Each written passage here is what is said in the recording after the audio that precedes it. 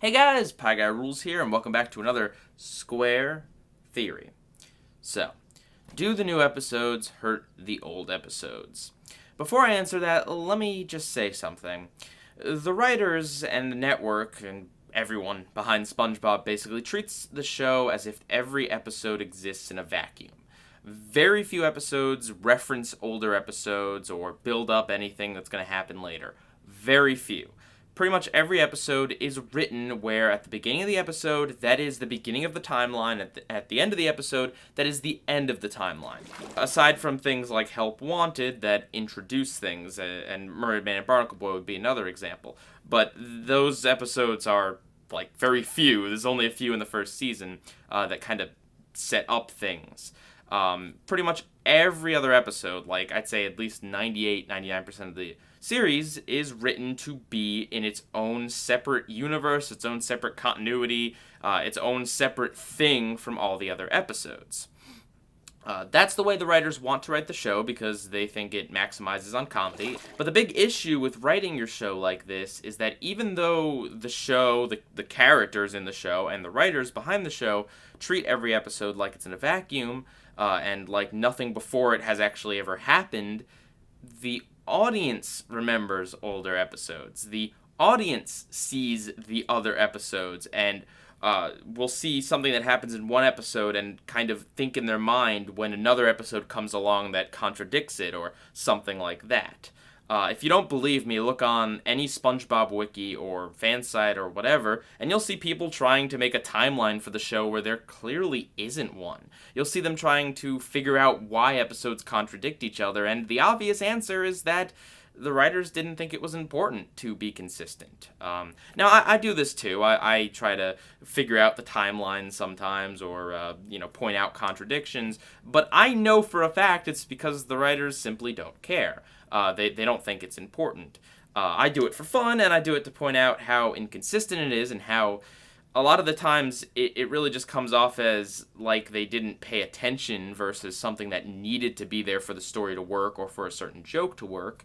And I mean, on Twitter, one of the writers even admitted that they don't go back and watch older episodes. They just focus on the here and the now and the current episode they're writing.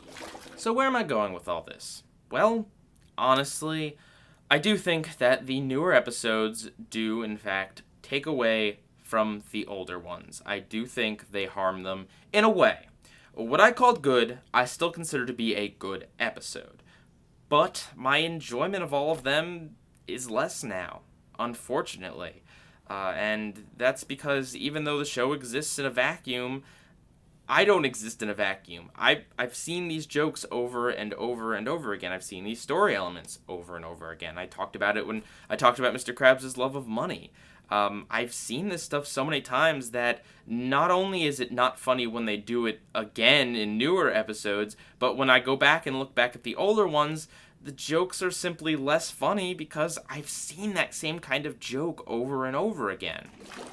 So many elements of the show, comedically and plot-wise, were so diluted by season 6.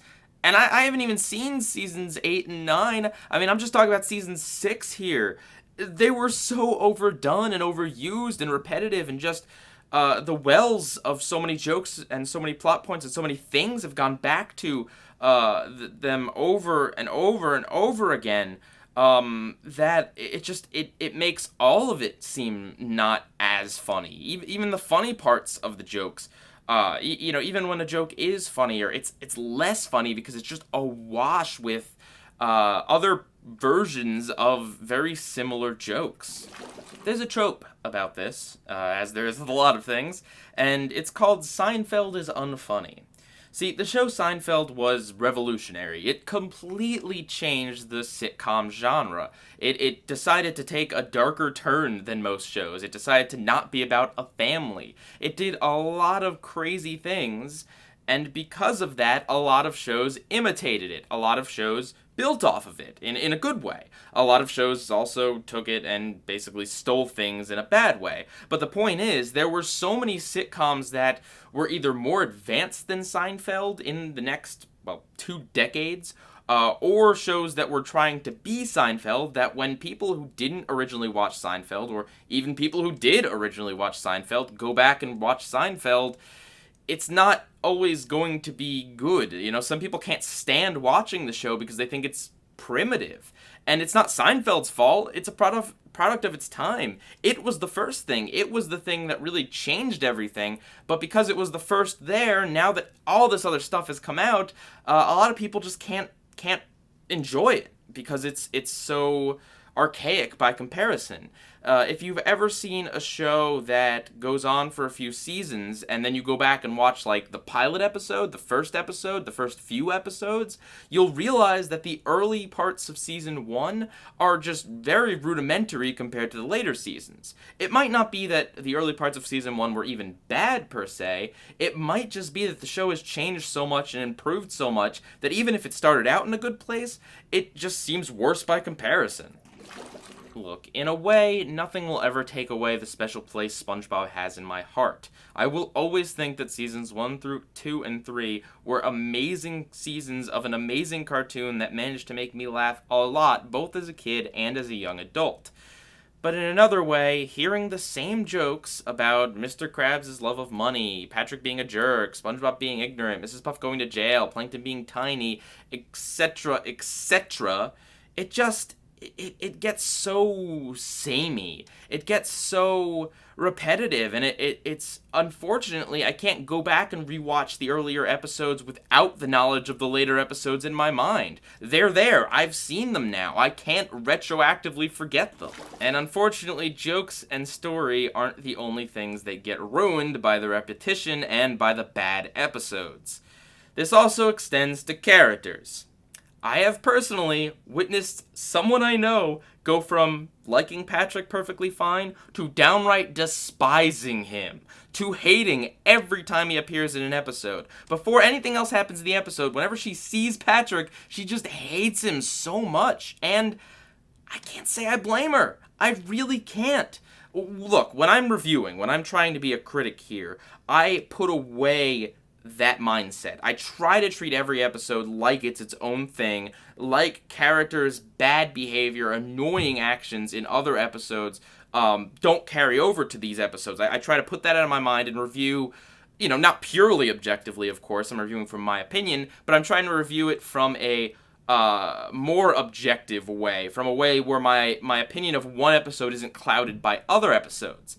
But when I'm watching episodes casually, when I'm not doing the review, it absolutely happens. We're humans. We live in the real world where real things happen, and we don't, every day is not its own little continuity. We remember things that happen. We remember Patrick's actions in one episode, and of course that might taint our feelings of him in another episode. Even if he's the antagonist in an episode and they handle it well, you're going to go into it thinking, oh great, here's another episode where Patrick just goes completely overboard and his actions are annoying and not funny. You're going to go in with that mindset, and so of course it's going to be shaped a little bit negatively.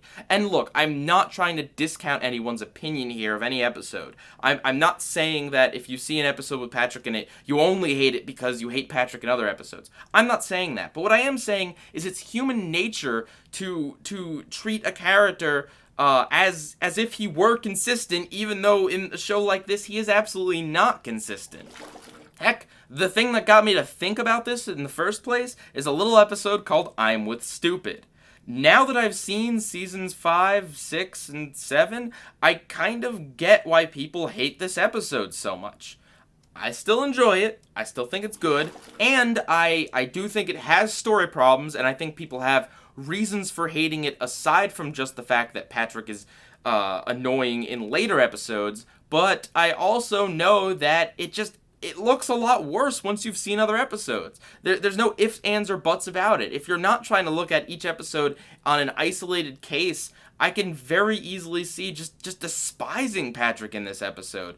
Even though in the earlier seasons he never went this overboard, as often as he did in the later seasons. There was a few examples, but it wasn't this big recurring trend. He was a jerk, sure, but not to the extremes that he is in the later episodes, and not written as poorly and unfunnily as he is in the later episodes. So I can definitely see why people hate that episode more than I do.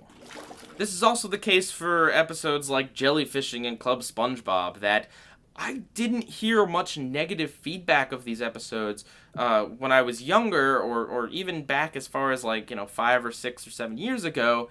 But more recently, these episodes have come a lot more under fire because there's a lot of episodes that do these things poorly, and there's also just a lot of episodes of them in general, using that same Squidward torture format. So I can understand how people would think that something like Jellyfishing is repetitive and bad, and see it as just like a more inferior version of, I don't know, maybe like Skill Crane or something.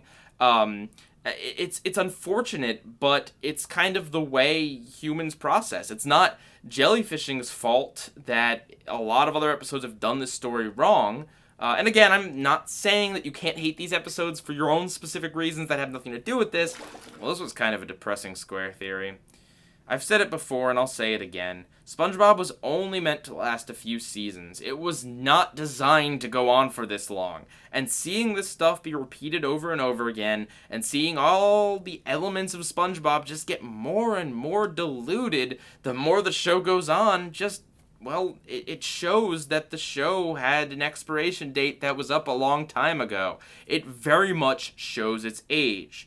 I'm not saying any individual episodes can't be good going forward or anything like that, but just in general, the vibe of the show has gotten really repetitive and negative. The newer episodes have absolutely made me like the older episodes at least a little bit less. It's made me laugh at them a little bit less. It's made me not like the characters as much. It's made me look at stories and say, well, I've seen that a million times before, even though the episode unfortunately came out before those other episodes, so it's not fair to the episode that I feel that way, but it's the nature of human memory. So yeah, there you have it. What do you guys think? I'm sure there's going to be a few of you that will say that the newer episodes will not affect the older ones in any way. I'm sure there's going to be some of you that will say that the show has absolutely been ruined by the newer episodes. I'm honestly curious to see what you guys' opinions on this. Yeah, Pie Guy Rules, out.